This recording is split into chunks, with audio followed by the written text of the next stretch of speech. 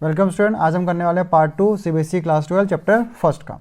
Part first में हमने पढ़ा था कार्टेशियन प्रोडक्ट, ठीक है, फंक्शन रिलेशन के बीच में थोड़ा सा डिफरेंस। तो आज हम थोड़ा सा आगे बढ़ते हैं। तो इसमें हम करने वाले हैं फर्स्ट, दैट इज डोमेन। ठीक है, कि डोमेन क्या होती है। तो ठीक है, डोमेन के बारे में बात करते हैं। Set of first element of a relation. Simple सी अगर मैं डेफिनेशन की बात करूं तो ये होता है set of first element of a relation. Relation के जो सेट का पहला एलिमेंट होता है उसको हम डोमेन बोलते हैं। ठीक है, अभी देखो एग्जांपल से देखो और क्लियर हो जाएगा। अगर नहीं हुआ है तो लेट को ये रिलेशन है R1, ठीक है, और ये इसके 2,6, 2,8, 4,6, 4,8, ठीक है, ये कुछ एलिमेंट्स हैं।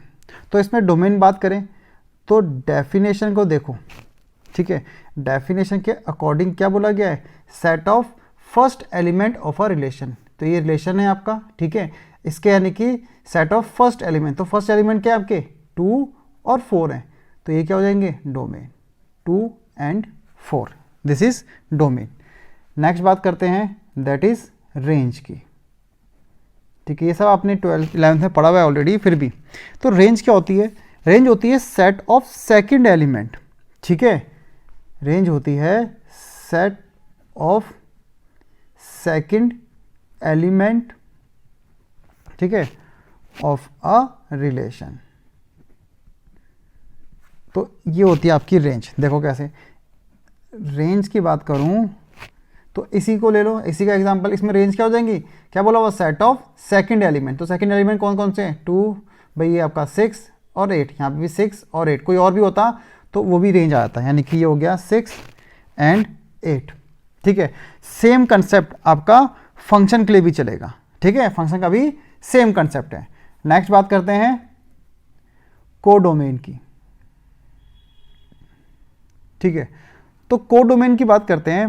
देखो मान लो मैंने कोई फंक्शन लिया f(a to b), ठीक है, a to b कोई फंक्शन लिया, तो जो पूरा b सेट होगा, जो पूरा आपका यानी कि पूरा सेट b, पूरा सेट b आपका क्या हो जाएगा, कोडोमेन हो जाएगा। ठीक है, देखो एग्जांपल से मैं आपको और क्लियर करता हूं। लेट सेट a है हमारे पास, ठीक है, 2,4, और एक बी ले लेते हैं, छोटे छोटे से ले लेते हैं ताकि इजी हो। तो 10, 20 and 35, एक सेट ए एक सेट बी। तो ठीक है, कार्टेशियन प्रोडक्ट क्या हो जाएगा, ए cross B, that is,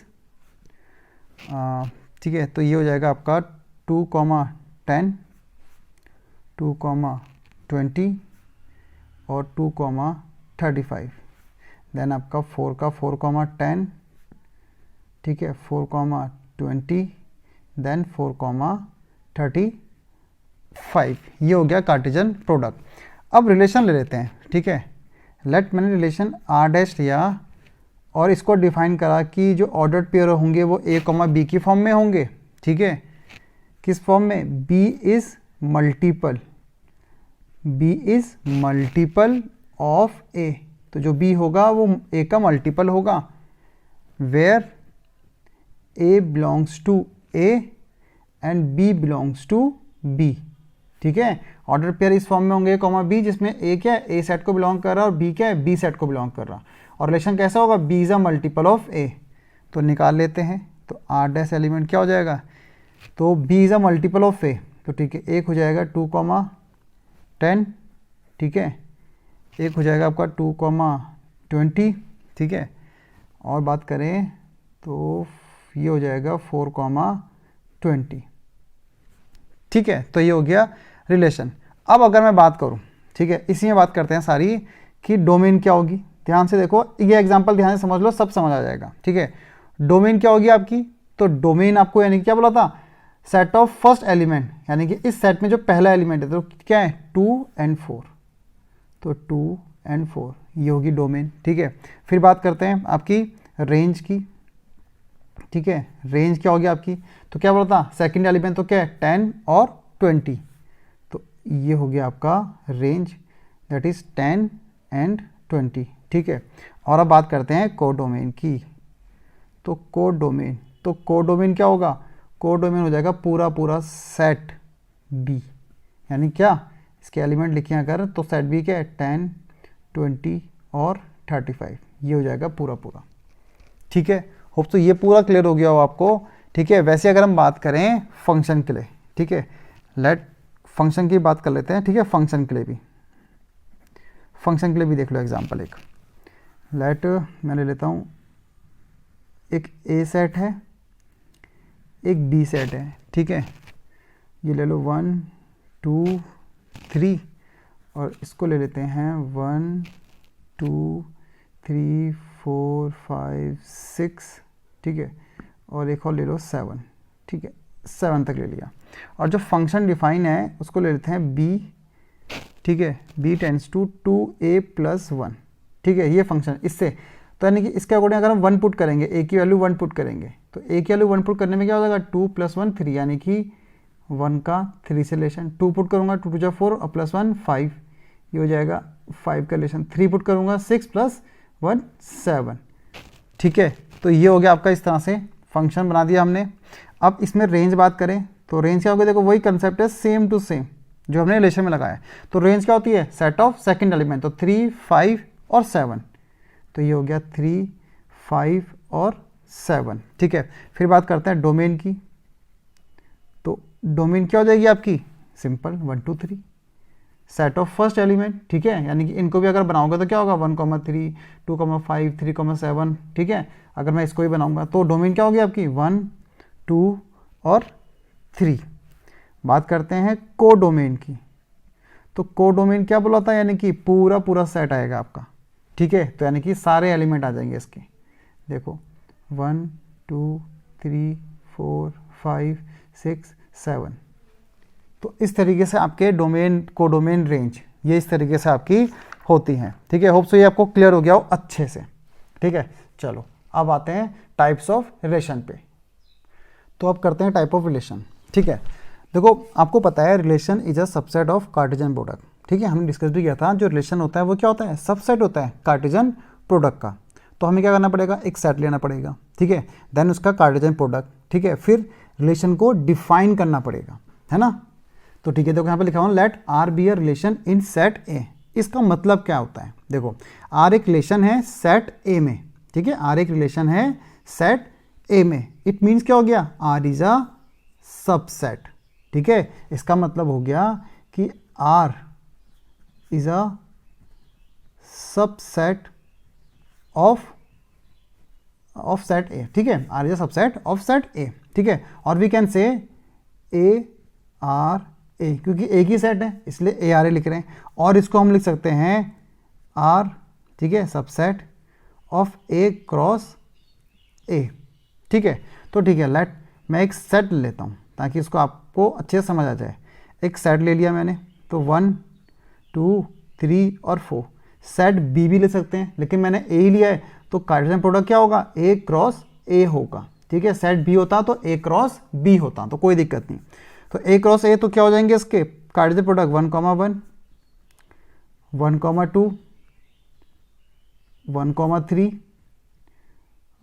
1 4, then हो जाएगा आपका 2 1 2 2 2 3 2 4, देन 3 1 3 2 3 3 3 4, देन आपका 4 1 4 2 4 3 4 4। तो ये सारे लिख लिए ताकि आपको अच्छे से टाइप्स ऑफ रिलेशन समझ आ जाए, ठीक है। ये सारे मैंने कार्टेशियन प्रोडक्ट आपके लिख लिए। तो ठीक है, पहला देखते हैं। फर्स्ट होगा आपका, फर्स्ट है आपका नल और वॉइड, और इसको हम एम्प्टी रिलेशन भी बोलते हैं, ठीक है। इसको हम एम्प्टी रिलेशन भी बोलते हैं। तो ये हो गया आपका पहला। अब देखो ये क्या है, इसका नाम से ही पता चल रहा है, देखो, ठीक है। नल वॉइड और एम्प्टी यानी कुछ भी नहीं होगा, जो रिलेशन आपके पास होगा वो कुछ भी नहीं होगा।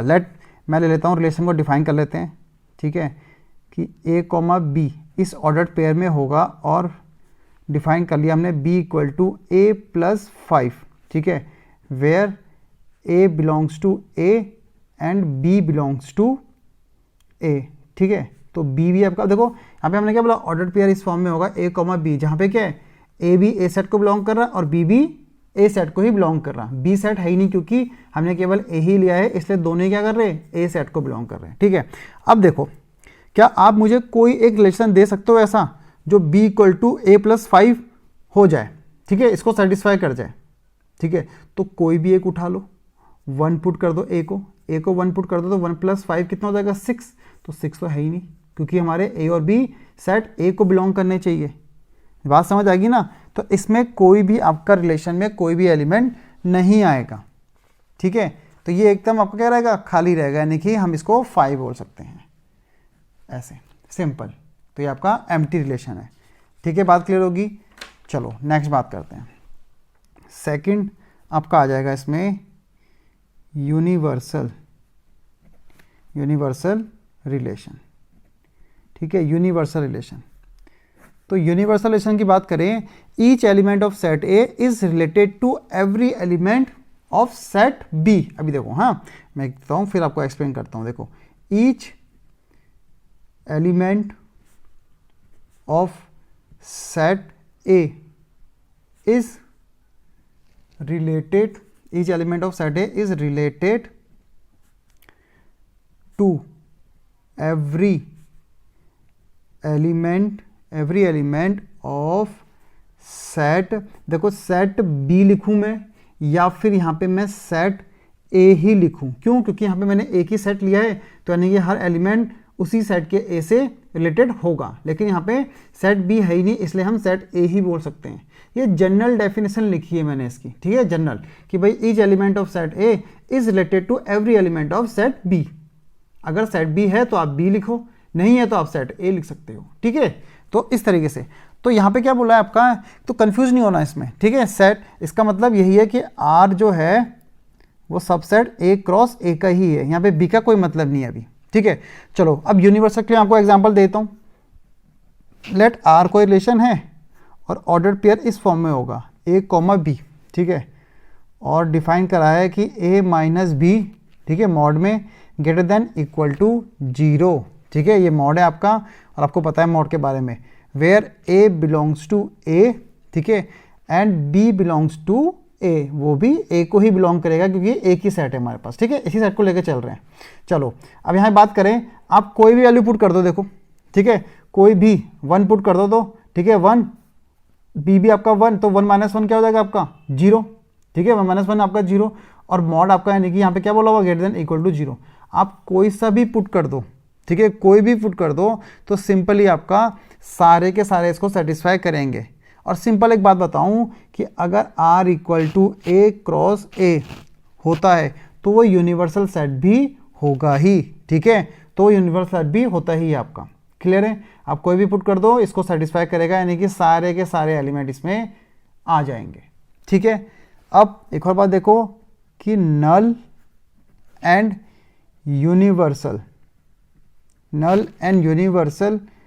रिलेशन को हम ट्राइवल रिलेशन भी बोलते हैं, ठीक है। नल एंड यूनिवर्सल रिलेशन को हम ट्राइवल रिलेशन भी बोलते हैं। अब बात करते हैं नेक्स्ट रिलेशन की, दैट इज आइडेंटिटी रिलेशन, ठीक है, आइडेंटिटी रिलेशन, इसकी बात करते हैं। देखो अब ये क्या है, ठीक है। तो आइडेंटिटी रिलेशन होता है every element of set A is related to itself only, ठीक है। देखो बात को समझो, ठीक है, यानी कि अगर मैं आर रिलेशन लूँ, ठीक है, और ये बोलूँ ए कॉमा ए, ठीक है, ए बिलोंग्स टू आर, ठीक है, इसका मतलब है आप जो एलिमेंट रखोगे वो वही इमेज देगा। 1 रखोगे तो 1 देगा, 2 रखोगे तो 2 देगा। तो यानी कि अगर हम बात करें तो क्या हो जाएगा इसमें 1, 1, 2, 2, 3, 3, ठीक है, 4, 4, यानी कि सेम टू सेम, ठीक है, जो रखोगे वही आपको दे देगा। बात समझ आ गई? आइडेंटिटी रिलेशन, ठीक है। अभी आइडेंटिटी रिलेशन और एक और आपका इंपॉर्टेंट है रिफ्लेक्सिव रिलेशन, उनके साथ मैं आपको बताऊंगा और उसमें थोड़ा सा डिफरेंस भी बताऊंगा। पहले इतना क्लियर हो गया हो आप लोगों को? ठीक है, कोई डाउट हो तो आप मुझे कमेंट जरूर कर सकते हैं, और पसंद आए तो लाइक शेयर जरूर करें। Thank you.